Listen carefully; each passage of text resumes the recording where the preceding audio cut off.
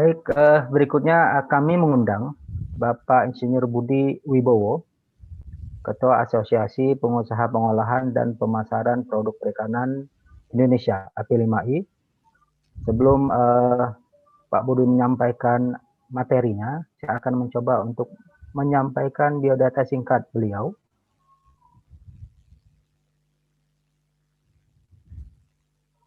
Pak Budi Wibowo lahir di Pasuruan 27 Mei tahun 1963. Pendidikan yang beliau tempuh sarjana jurusan Teknik Industri, Fakultas Teknologi Pertanian IPB. Sekarang beliau bekerja sebagai representatif Upgrade Food Co. Korea, dan dari tahun 1992 sampai dengan sekarang, beliau merupakan representatif Upgrade Oceania Seafood Supply Ltd Taiwan.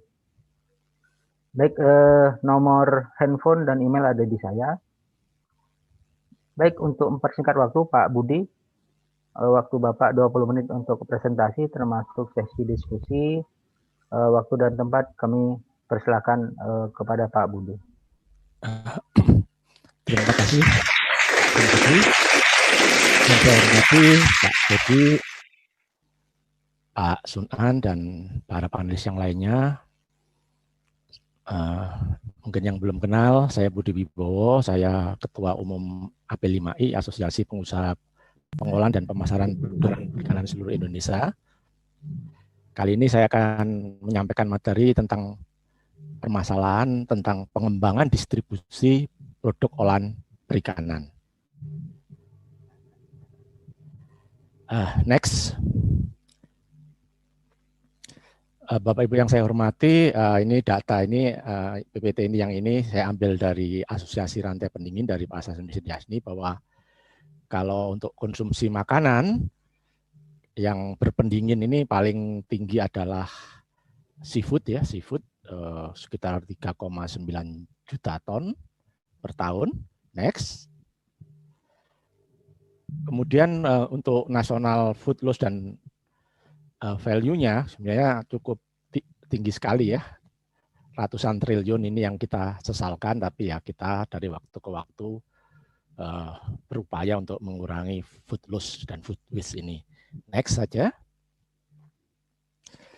Bapak Ibu yang saya hormati, ini mata rantai untuk produk olahan perikanan dari petani atau tambak, dikumpulkan oleh pengepul atau supplier, kemudian masuk ke storage sementara, bisa juga langsung ke industri pengolahan, kemudian masuk ke cold storage, kemudian ditransport, kemudian masuk ke industri retail, kemudian didistribusikan. Nah, ini kira-kira secara sepintas kira-kira mata rantai dari industri pengolahan perikanan itu seperti ini.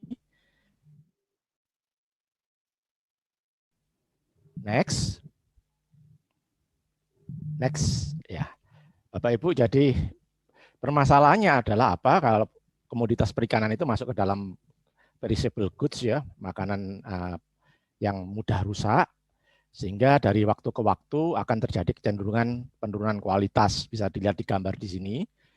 Terutama ini penurunan yang sangat pesat itu biasa terjadi pada waktu setelah diolah, pada waktu distribusi. Ini bisa cepat sehingga kami para pelaku industri pengolahan perikanan harus berupaya bagaimana untuk mempertahankan mutu sehingga baik itu mutu maupun nilai gizi tidak merosot secara cepat. Nah, ini yang PR bagi kita semua, termasuk bagi anggota kami, anggota AP5I.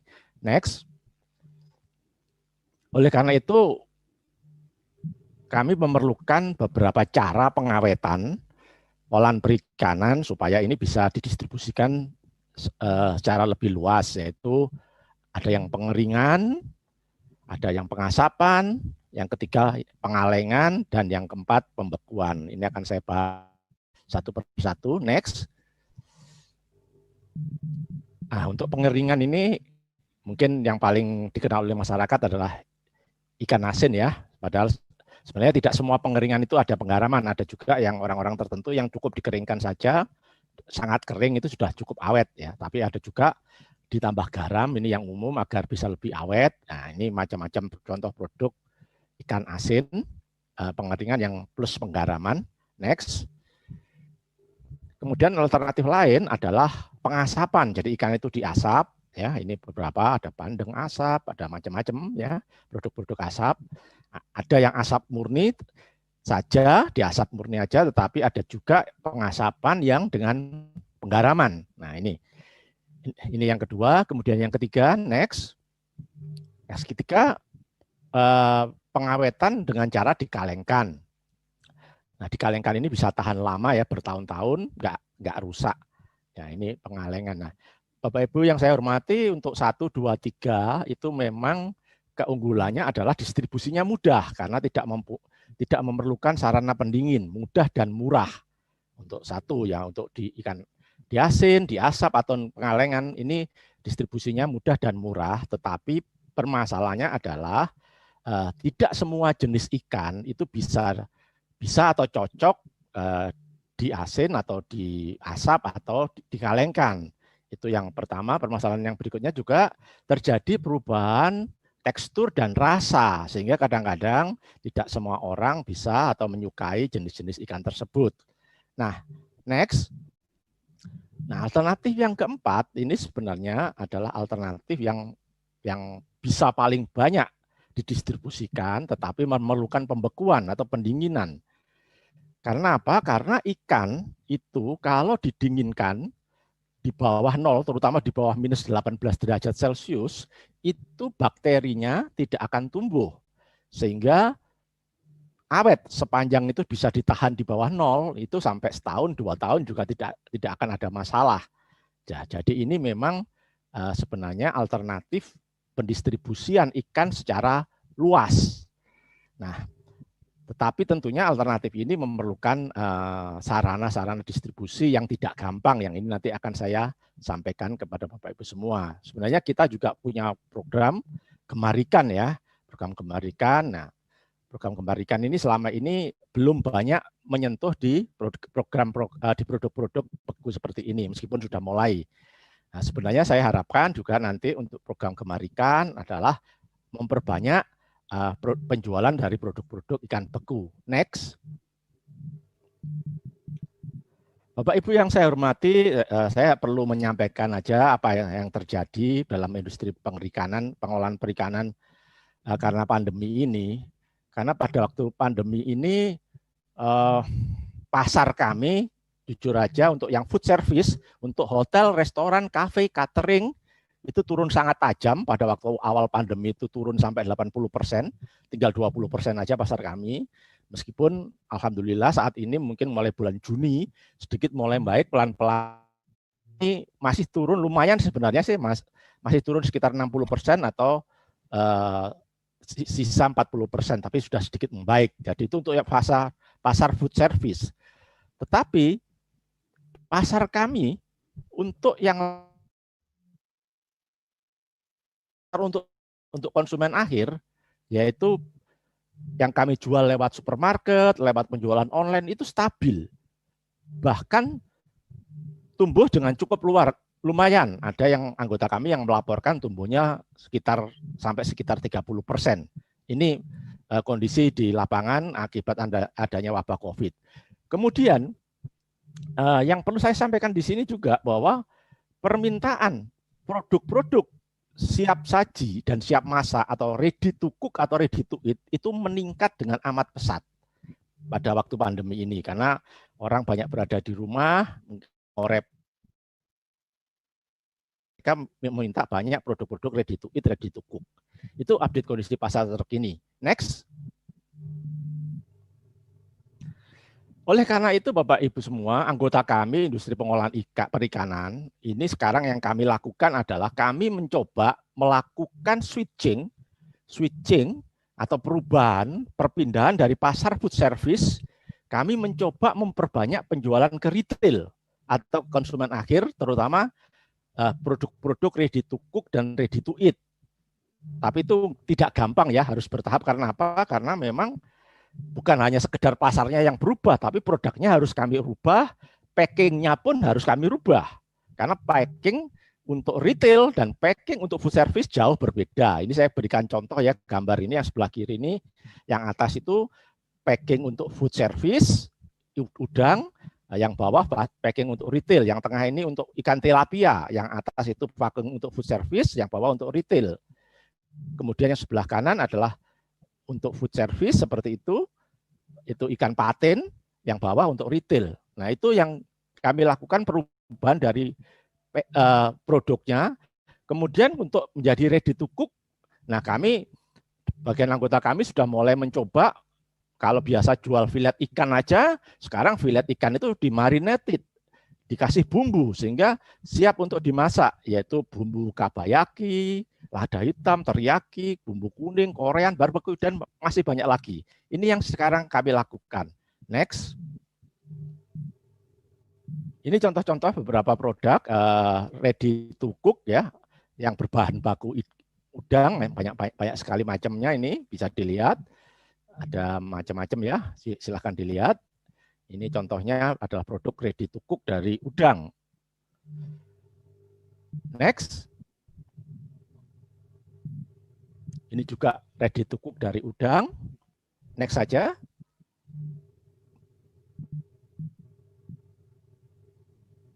Nah, Bapak Ibu yang saya hormati, bahwa sebenarnya potensi produk olahan perikanan atau secara lebih luas makanan beku itu sangat amat luas di Indonesia. Ini kemarin beberapa minggu yang lalu saya iseng-iseng itu masuk Tokopedia, saya search dengan keyword makanan beku, apa yang terjadi? Di situ kelihatan tampil sekitar 31.000 produk makanan beku yang siap dipasarkan. Jadi besar sekali. Makanan beku di Indonesia itu besar dan banyak sekali. Potensi pasarnya juga luas. Tetapi, next, sayangnya, kalau sekarang kita coba, ini saya masuk ke Tokopedia juga, saya mau beli dari Jakarta, saya kirim ke Surabaya, ternyata tidak bisa. Begitu juga, saya mau beli dari Surabaya, saya kirim ke Jakarta, tidak bisa. Kenapa tidak bisa? Karena produk beku, nah, mereka hanya melayani pengiriman secara instan atau secara one day. Karena kalau berapa hari bisa rusak. Dan kalau misalkan pakai styrofoam dan sebagainya, biayanya saat ini sangat tinggi. Jadi sekali lagi, potensi pasar untuk produk-produk frozen itu sangat besar, amat sangat besar, tapi terkendala oleh transportasi frozen product. Next. Ya, next saja.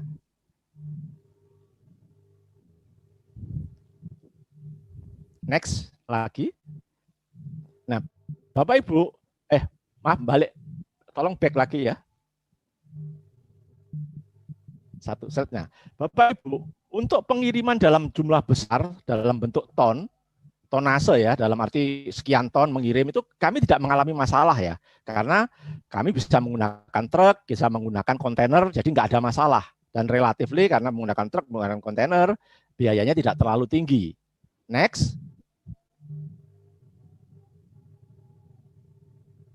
Tetapi permasalahan utama kami adalah kalau kami mengirim, baik itu ke distributor maupun ke reseller maupun langsung ke konsumen akhir, yang jumlahnya itu mungkin hanya kilogram atau hanya puluhan kilo atau ratusan kilo, ini kami kesulitan karena distribusinya mahal banget istilahnya.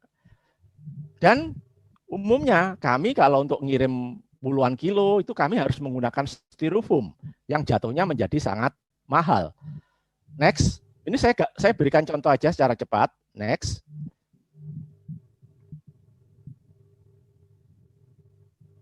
Nah ini untuk pengiriman lewat udara, kalau kami mengirim pakai styrofoam, karena kan dihitung juga ada dry ice-nya dan sebagainya, itu kami terbebani kurang lebih sekitar 32.500 per kilo. Itu belum ke konsumen, baru port to port, sampai airport saja. Jadi mahal sekali. Ini kalau pakai pesawat. Next.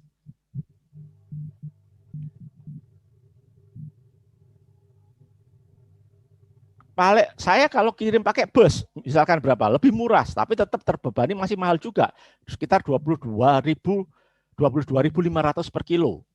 Next, nah yang paling murah lagi ini pakai kereta api. Pakai kereta api kami juga bisa mengirim, tetapi karena masih ada biaya styrofoam, biaya dry ice dan sebagainya, kami masih terbebani sekitar Rp12.500 per kilo sampai stasiun. Nah itulah yang menyebabkan kendala yang sangat berat bagi kami, sehingga kami susah untuk melakukan distribusi door to door. Next. Jadi dengan demikian, apa yang ingin saya sampaikan dalam kesempatan ini bahwa perlu tersedia layanan transportasi berpendingin tapi door to door, tetapi tidak perlu styrofoam. Artinya angkutannya itu sudah berpendingin. Nah, itu apa yang bisa dilakukan Bapak Ibu semua untuk pengiriman port to port. Itu baik itu yang saya harapkan itu lewat kereta api, lewat truk atau kapal. Port to port di sini tidak diartikan pelabuhan ya, bisa pelabuhan, bisa stasiun, bisa yang lain-lain. Ini kami berharap ada transportasi baik itu kapal maupun kereta itu yang ada sarana pendinginnya di dalam alat transportasi tersebut berupa kontainer mini, cold storage mini atau cold storage portable. Nah, di situ dengan demikian, kalau ada alat pendinginnya, kita nggak usah pakai styrofoam juga tidak apa-apa. Kemudian di portnya, di stasiunnya, itu juga perlu tersedia cold storage atau river container atau cold storage mini. Sehingga orang mengirim cukup langsung ke stasiun, sudah ditahan dinginnya. Next. Nah, Maaf, kemudian Pak Budi, waktunya 5 menit lagi, Pak. Ya, nggak apa-apa, Mas. Sudah hampir selesai. Kemudian untuk port to door, jadi dari stasiun ke customer, nah ini menggunakan insulated box, ya, box-box yang apa ya tahan dingin ya, seperti saya gambar seperti ini. Nah, di sini Indonesia masih perlu inovasi ya, karena masih belum banyak jenisnya dan juga ada sebagian yang harganya masih cukup mahal gitu. Yaitu untuk port to door perlu insulated box atau insulated bag, jadi tas yang bisa tahan dingin. Nah, kemudian next, ini yang kesimpulan dari presentasi saya. Next. Jadi Bapak Ibu sekalian saya hormati, balik ya Mas, satu lagi. Nah, kesimpulannya bahwa Indonesia ini harus mendesain suatu sistem pengiriman distribusi produk dingin yang sifatnya door to door, yaitu gabungan tadi antara port to port dan port to door, yang bisa dalam jumlah sedikit dan tanpa menggunakan styrofoam. Nah, untuk itu saya berharap ini perusahaan-perusahaan transportasi, perusahaan 3PL, BUMN seperti Kalok, Damri, Pelni, dan sebagainya, saya berharap bisa berkolaborasi untuk bisa mewujudkan keinginan ini. Karena kalau ini tersedia, tadi seperti yang tadi saya sampaikan, ada puluhan ribu, mungkin ratusan ribu produk dingin frozen yang perlu didistribusikan di seluruh Indonesia. Nah, ini saya berharap bisa dalam waktu dekat ini tersedia. Next. Dan ini hanya sedikit tambahan saja, ini pernah juga sudah saya sampaikan ke Pak Dodi ini, Pak, ini cita-cita kami ini Pak, kalau bisa nanti setiap posyandu atau setiap puskesmas itu ada apa itu, ada freezer gitu Pak, itu nanti untuk masalah kekurangan nutrisi itu ibu dan anak mungkin bisa sedikit teratasi, di mana freezer-freezer tadi diisi oleh produk-produk olahan perikanan ready to cook, ready to eat.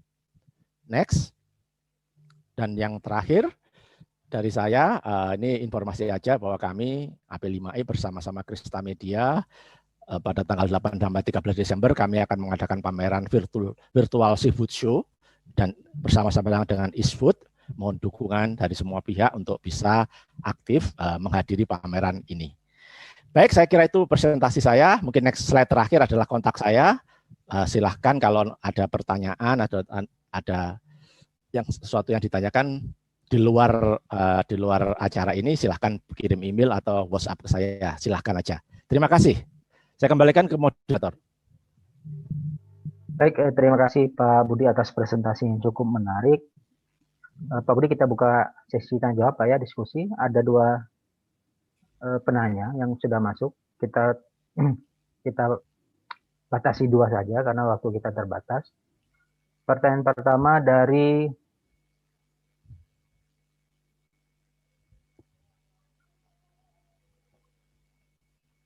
Bapak Ismardini Firdaus dari Dinas Pertanian, Ketahanan Pangan, dan Perikanan Kota Probolinggo, Pak.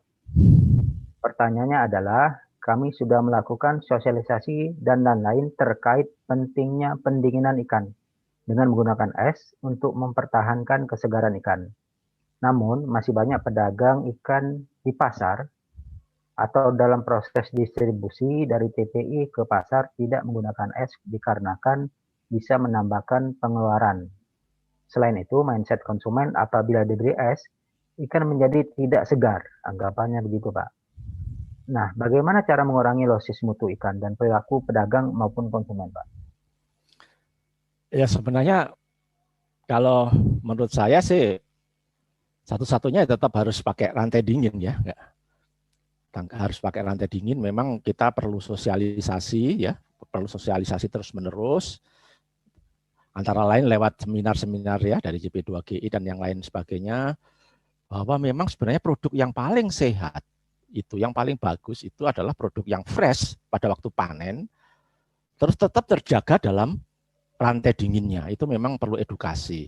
Bahkan ini saya cerita aja Pak Syamdidi bahwa kami ini produk-produk dari industri perikanan ini yang dijual di pasar lokal itu sering nggak laku juga karena itu kan beku. Mereka menganggap produk beku itu jelek gitu loh. Nah itu juga memang susah. Padahal sebenarnya kalau ikan itu begitu fresh atau udang begitu fresh langsung dibekukan secara cepat itu justru kualitasnya paling bagus. Jadi jawaban saya ya kita tidak bisa terlepas dari rantai dingin untuk menjaga gizi ini, menjaga penurunan kualitas dan gizi, ya kita harus melakukan sosialisasi secara bersama-sama ini. Ini Pak Sunan sebagai Ketua JP2G ini ya harus semakin lebih aktif lagi Pak Sunan. Ya, gitu. Tapi ya mungkin bisa juga dengan mudah-mudahan harga es semakin turun atau ada semacam blue es atau es-es yang lain yang lebih bisa di-recycle, yang bisa berharga lebih murah, itu juga nanti akan juga menurunkan biaya pengiriman, Pak Syamdidi. Baik, Pak Budi, satu lagi, Pak ya. Satu lagi dari Nining Indrayani dari Rumah Sakit Umum Daerah, Pak, Kabupaten Buton Utara. Pertanyaannya adalah, garam merupakan faktor penting dalam proses pembuatan ikan asin. Apakah kemurnian garam dapat mempengaruhi mutu ikan asin? Atau adakah kategori garam yang baik, Pak, yang digunakan untuk pengawetan ikan asin? Waduh, jujur kalau yang ikan asin saya tidak terlalu paham ya Pak Syamdidi, karena memang kalau anggota AB5 ini sebagian besar adalah hampir semua 100% itu kami main frozen. Tetapi setahu saya untuk ikan asin itu tetap kadarnya pasti akan berpengaruh ya. Kadar garamnya berapa persen itu pasti akan berpengaruh. Tetapi setahu saya yang digunakan untuk ikan asin itu tidak perlu seperti garam industri. Ya, sampai 98% gitu, tidak perlu sampai itu. Artinya pakai garam-garam lokal itu bisa.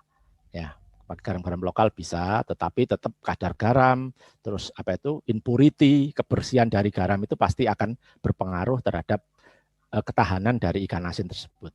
Kira-kira jawaban saya itu dulu Pak Syamdidi. Ya. Baik, atau kita buka satu lagi Pak Budi. Silakan ya. Kalau masih ada. Ini soalnya jauh Pak, dari Bali nih Pak, dari Jembrana, dari Ibu Siluh Putu. Pertanyaannya adalah, kira-kira implementasi transportasi door to door membutuhkan berapa lama agar familiar di Indonesia? Apakah perlu sosialisasi begitu Pak? Mengingat negara Indonesia adalah negara kepulauan. Gitu. Sebenarnya ya saya sudah menyuarakan ini sudah lama ya Pak Syamdidi. Ya, permasalahan ini saya sampaikan ke Kemenko Maritim, ke Kemenko Equin. Sebenarnya yang paling siap ini untuk melakukan ini adalah dari kereta api Kalok. Ini menurut saya sudah cukup siap, tapi kelihatannya masih mundur lagi ya. Mereka sudah mulai menyiapkan, dan Kalok juga sudah sering berdiskusi dengan kami, dengan AB5I maupun dengan Asosiasi Rantai Dingin, bagaimana cara menyediakan pengangkutan terutama adalah port to port dengan alat pendingin. Nah, saat ini Sikalog sudah bisa menerima yang dalam bentuk kontainer ya. Mereka juga sudah siap, tetapi saya masih meminta untuk mereka bisa menerima dalam jumlah yang kecil. Ini masih dalam tahap proses, tapi saya berharap mudah-mudahan tahun ini sudah mulai bisa terlaksana ya.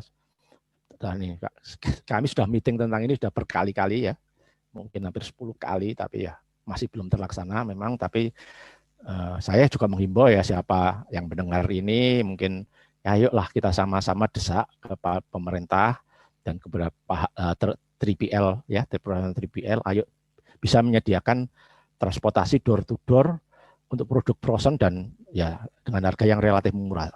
Banyak sekali UKM yang menunggu ini Pak Samsidi. Ada produk pizza frozen, lumpia frozen, bakso frozen, tahu, tuna frozen dari Pacitan, dari mana-mana. Mereka menunggu untuk bisa didistribusikan seluruh Indonesia gitu. Tetapi nggak bisa, masa harga tahunya sama transportasinya lebih mahal. Bayangkan tahu tuna misalkan dari Pacitan saya kirim pakai pesawat ke Jakarta. Jatuhnya biaya pengirimannya 40 atau 50 ribu rupiah per kilo. Padahal tahunya harganya cuma berapa, itu kan nggak mungkin ya. Nah, karena pakai pesawat. Satu-satunya yang murah adalah pasti transportasi darat atau laut. Tetapi transportasi darat dan laut yang berpendingin, yang ada alat pendinginnya di dalam transportasi tadi, sehingga tadi nggak perlu styrofoam, nggak perlu dry ice. Nah ini yang insya Allah harusnya negara ini bisa mengejar ketertinggalan ini. Perlu saya sampaikan Pak Samdidi, kalau negara lain itu sudah siap gitu. Makanya mereka produk frozen, masalah kekurangan gizi itu tidak separah kami, tidak separah kita. Karena transportasi frozen, infrastruktur frozen itu sudah amat sangat siap mereka.